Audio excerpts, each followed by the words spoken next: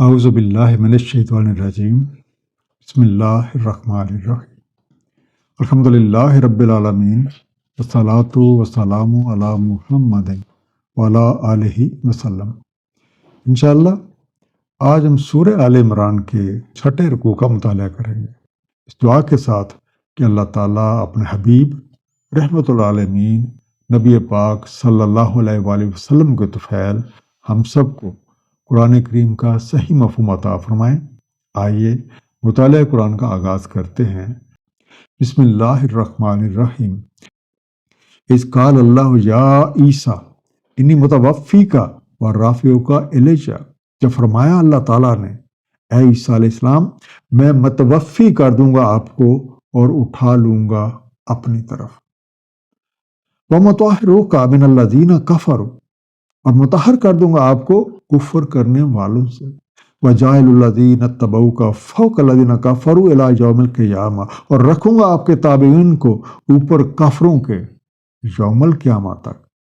ثم الی مرجعکم فاحکم بینکم فیما کنتم فیہ تختلفون، پھر تم سب کی مراجعت ہے میری طرف، پس میں فیصلہ کر دوں گا تمہارے مابین جس میں تم اختلاف کرتے رہے۔ متوفی کا، تمہیں وفات دے دوں گا، تمہیں لے لوں گا۔ رافعوں کا، تمہیں رفعت دوں گا، تمہارے درجات بلند کر دوں گا۔ دشمنوں نے حضرت عیسیٰ علیہ السلام کو گرفتار کر کے سولی پر چڑھانے کا منصوبہ بنایا اور اپنے منصوبے کے مطابق آپ کا محاصرہ کر لیا، لیکن اللہ تعالیٰ کی تدبیر کے آگے ان کا منصوبہ ناکام ہو گیا۔ اس آیت میں یہ بات وضاحت کے ساتھ بیان کر دی گئی ہے کہ حضرت عیسیٰ علیہ السلام کی وفات ہوئی تھی، نہ تو دشمن انہیں گرفتار کر سکے اور نہ ہی انہیں سولی دی گئی۔ سورہ نساء کی آیت نمبر 157 اسی بات کو مزید واضح کرتی ہے، اور ان کا یہ کہنا کہ ہم نے قتل کیا مسیح عیسیٰ ابن مریم رسول اللہ کو، نہیں قتل کیا انہوں نے اس کو اور نہ ہی سلیب دی ہے اسے، لیکن اشتباہ ہوا ان کو، اور بے شک جو اختلاف کرتے ہیں اس بارے میں وہ شک میں پڑے ہوئے اس بارے نہیں ہے انہیں اس کا کچھ علم سوائے اتباع ظن کے، نہیں قتل کیا انہوں نے اس کو یقیناً۔ اللہ تعالیٰ نے حضرت عیسیٰ علیہ السلام کو دشمن کی چالوں اور اپنے منصوبے سے آگاہ فرما دیا تھا، اور ساتھ ہی انہیں اس حقیقت سے بھی آگاہ کر دیا تھا کہ ان کی اتباع کرنے والے یوم القیامت تک ان کافروں پہ اور ان منکروں پہ غالب رہیں گے۔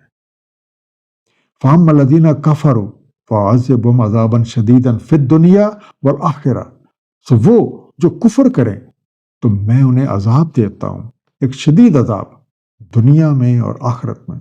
وَمَا لَهُم مِّن نَاصِرِينَ، اور نہیں ہے ان کی کوئی نصرت کرنے والا۔ وَأَمَّا الَّذِينَ آمَنُوا وَعَمِلُوا الصَّالِحَاتِ فَيُوَفِّيهِمْ أُجُورَهُمْ، اور جو ایمان لائیں اور عمل صالح کرتے رہیں تو پورا دیا جاتا ہے انہیں اس کا اجر۔ وَاللَّهُ لَا يُحِبُّ الظَّالِمِينَ، اور اللہ تعالیٰ نہیں محبت فرماتا ظالموں سے۔ فَيُوَفِّيهِمْ، انہیں پوری دی جاتی ہے، انہیں پورا لوٹا دیا جاتا ہے۔ they are paid in full۔ اجورہم، ان کی اجرتیں، ان کا معاوضہ، ان کا مینتانہ، their wages, their reward۔ آیت نمبر 56 میں یہ قانون واضح کر دیا گیا ہے کہ جو لوگ اللہ تعالیٰ کے رسولوں سے کفر کرتے ہیں ان پہ دنیا اور آخرت میں سزا مسلط کر دی جاتی ہیں، اور اس معاملہ میں کوئی بھی ان کی مدد نہیں کر سکتا۔ اسی قانون کے مطابق جو لوگ اللہ تعالیٰ اور اس کے رسول پہ ایمان لاتے ہیں اور عمل صالح کرتے ہیں تو اللہ تعالیٰ ان سے محبت فرماتے ہیں اور ان پہ اپنا فضل و کرم جو ہے وہ کرتے ہیں۔ حضرت عیسیٰ علیہ السلام کی پیروی کرنے والوں کی کامیابی کے بارے میں مزید تفصیل سورہ صف کی آیت نمبر 14 میں بیان ہوئی ہے۔ اے ایمان والو، ہو جو انصار اللہ، جیسے کہا تھا عیسیٰ ابن مریم نے حواریوں سے، کون ہے میرے انصاری اللہ تعالیٰ کی خاطر؟ حواریوں نے کہا ہم مددگار ہیں اللہ کے۔ تو ایمان لایا ایک گروہ بنی اسرائیل سے اور کفر کیا ایک گروہ نے، سو ہم نے تائید کی جو ایمان لائے تھے ان کے دشمنوں پہ، سو وہ سرخرو ہوئے۔ ذالک نتلو علیک من الآیات والذکر الحکیم، یہ جو ہم تلاوت کر رہے ہیں آپ پر نشانیوں اور ذکر پر حکمت سے، ان مثل عیسیٰ عند اللہ کمثل آدم، بے شک مثل عیسیٰ علیہ السلام اللہ تعالیٰ کے نزدیک جیسے مثل آدم علیہ السلام، خلق من تراب ثم قال له کن فیکون، خلق فرمایا آپ کو خاک سے، پھر فرمایا اس کو ہو جاؤ، بس وہ ہو گئے۔ الحق من ربک فلا تکن من الممترین، حق کے آپ کے رب سے مت ہو جائے متردد رہنے والوں۔ تراب، مٹی کے ذرات، ڈسٹ یا سائل پارٹیکل۔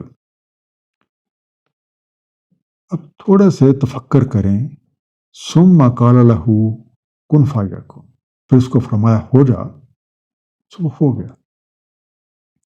ان آیات میں یہ بات صراحتاً بیان کر دی گئی ہے کہ وہ ذات جو ساری کائنات کو عدم سے وجود میں لے آئی، اس کے لیے حضرت عیسیٰ علیہ السلام کی بغیر ظاہری اسباب کے پیدائش کون سا مشکل کام تھا، کیونکہ اس کا حکم کن کسی بھی چیز کو ارادے سے مظہر کرنے کا سبب بن جاتا ہے، اور وسائل خود بخود پیدا ہو کے وہی شکل اختیار کر لیتے ہیں جو ہوتی ہے۔ اللہ تعالیٰ نے قرآن کریم میں تخلیق کا علم بیان فرمایا ہے اور دین اور اپنی نعمت کی تکمیل کا ذکر کیا ہے۔ روحانیت میں تخلیق کے علم کے 2 مرحلے بیان کیے گئے ہیں۔ پہلے مرحلے میں علم القلم کے تحت اولین تخلیق کا ذکر ہے، اس میں تمام انواع شامل ہیں۔ تخلیق کا یہ مرحلہ وسائل کے بغیر وجود میں آیا۔ دوسرے مرحلے میں انسان کے لیے ایک میڈیم الگ کا بیان ہے، اسے آپ الک عنصری یا ایلیمنٹل وجود بھی کہہ سکتے ہیں، جو کہ روح کے لباس کی ابتدا ہے۔ اور یہ واضح کیا گیا کہ انواع اور موجودات میں انسان کی حیثیت ایک خصوصی ہے۔ انسان ایسن تقویم ہے، یہ معرفت اور حقیقت جاننے کی زیادہ صلاحیت رکھتا ہے، اور اسی شرف کی بنیاد پہ وہ دیگر مخلوقات سے افضل ہے۔ تو مطالعہ قرآن سے ہمیں 4 مرحلوں کا پتہ چلتا ہے کہ سب سے پہلے مرحلے میں علم القلم کے تحت کن فیکون ہوا اور ساری ارواح تخلیق ہو گئی۔ دوسرے مرحلے میں الست بربکم کہہ کے اللہ تعالیٰ نے ارواح کو اپنی صفات کا مشاہدہ اور تعارف کروایا۔ تیسرے مرحلے میں احسن تقویم کے تحت ان صفات کا علم انسان کو سکھایا گیا۔ اور چوتھے مرحلے میں جب انسان عالم دنیا یا اسفل سافلین میں پیدا ہوتا ہے تو کائناتی شعور سے مادی شعور میں داخل ہو جاتا ہے، اور یہ مادی شعور اتنا محدود ہے کہ اللہ تعالیٰ سے کیے ہوئے وعدے بھی بھلا بیٹھتا ہے، اور اللہ کو چھوڑ کے اللہ کی مخلوق کو بھی یہ اپنا معبود قرار دے لیتا ہے۔ فمن حجک فیہ من بعد ما جاءک من العلم، تو جو حجت کریں آپ سے اس میں بعد اس کے جو آ چکا ہے آپ کے پاس علم، فقل تعالوا ندعو ابناءنا وابناءکم ونساءنا ونساءکم وانفسنا وانفسکم، تو کہہ دیں آؤ بلائیں ہم اپنے بچوں اور تمہارے بچوں کو، اور اپنے نسواں کو اور تمہارے نسواں کو، اور ہم خود بھی اور تم بھی، ثم نبتہل ونجعل لعنت اللہ علی الکاذبین، پھر ہم مبالغہ کریں تو ہم لعنت کریں اللہ تعالیٰ کی کاذبین پر، جھوٹوں پہ۔ نبتہل، ہم عاجزی سے دعا مانگے، لیٹ اس پرے ہمبلی۔ نبتہل کا روٹ ہے بہل، اور بہل کا مفہوم ہوتا ہے کھل کر عاجزی سے دعا کرنا۔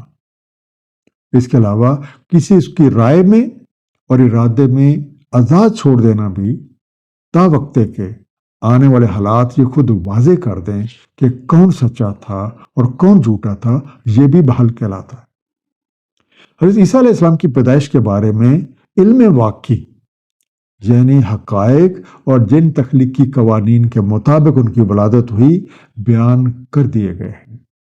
اب اگر کوئی شخص اس بارے میں خام خواہ کے بحث و مباحثے کرتا ہے تو اس سے کہیں آؤ ہم اور تم اپنے بچوں کو اور خواتین کو اور ہم خود بھی سارے ایک جگہ اکٹھے ہو جاتے ہیں اور مل کے اللہ تعالیٰ کے حضور خوب کوشش اور عاجزی کے ساتھ یہ دعا کرتے ہیں کہ حضرت عیسیٰ علیہ السلام کے بارے میں جو بھی ہم میں سے جھوٹا ہے اس پہ اللہ تعالیٰ کی لعنت۔ اور تاریخ گواہ ہے کہ جب کبھی بھی ایسا موقع آیا منکرین حق نے رائے فراری اختیار کی۔ ان ھذا لہو القصص الحق، بے شک یہی قصص حق ہے۔ وما من الہ الا اللہ، اور نہیں ہے کوئی الہ سوائے اللہ تعالیٰ کے۔ وَإِنَّ اللَّهَ لَهُوَ الْعَزِيزُ الْحَكِيمُ، اور بے شک اللہ تعالیٰ وہی عزت والا حکمت والا ہے۔ فَإِن تَوَلَّوْا فَإِنَّ اللَّهَ عَلِيمٌ بِالْمُفْسِدِينَ، بس اگر وہ منہ موڑیں تو اللہ تعالیٰ کو علم ہے فساد کرنے والوں کا۔ القصص، قصہ، کوئی گزرا ہوا واقعہ یا کسی سرگزشت کا کسی کے سامنے دہرانا یا کہہ سنانا، لیکن اس میں آپ کہہ سکتے ہیں نیریشن اور ٹیل بھی۔ یہ جو مادہ ہے قصص، قاف صاد صاد، اس کے بنیادی جو مفہوم ہے وہ کسی چیز کا پیچھا کرنا اور جستجو کرنے کے ہیں، جیسے کہ سورہ یوسف کی آیت نمبر 3 میں ارشاد ہے نحن نقص علیک احسن القصص، ہم آپ کو بہترین انداز سے گزرے ہوئے واقعات بتاتے ہیں۔ حضرت عیسیٰ علیہ السلام کے بارے میں یہ تمام واقعات مبنی بر حق ہیں، اور ان کی پیدائش اللہ تعالیٰ کی قدرت کی نشانیوں میں سے ایک نشانی ہے۔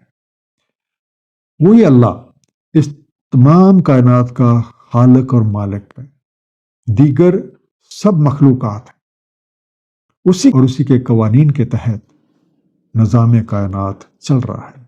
اس لیے صرف اور صرف وہی لائق بندگی ہے۔ اس لیے خام خواہ کے بحث مباحثوں میں الجھنے کی بجائے توحید کی طرف آؤ اور اللہ تعالیٰ کے ساتھ کسی کو شریک مت ٹھہراؤ، اس کے رسولوں کی پیروی کرو۔ ان تمام حقائق اور ان تمام وجہات کے باوجود بھی اگر کوئی اللہ تعالیٰ سے منہ موڑے رکھتا ہے تو اس کا مطلب یہ ہے کہ اس شخص کا مقصد اس معاشرے میں فساد اور بگاڑ ہے، اور ایسے لوگوں کا انجام بھیانک ہے۔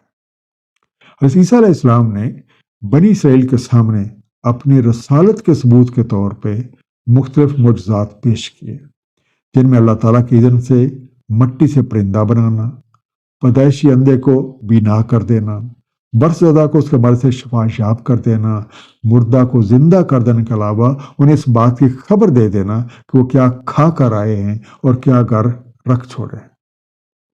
بنی اسرائیل کی اکثریت نے آپ کو جھٹلایا اور آپ کے خلاف طرح طرح کی سازشیں شروع کر دیں۔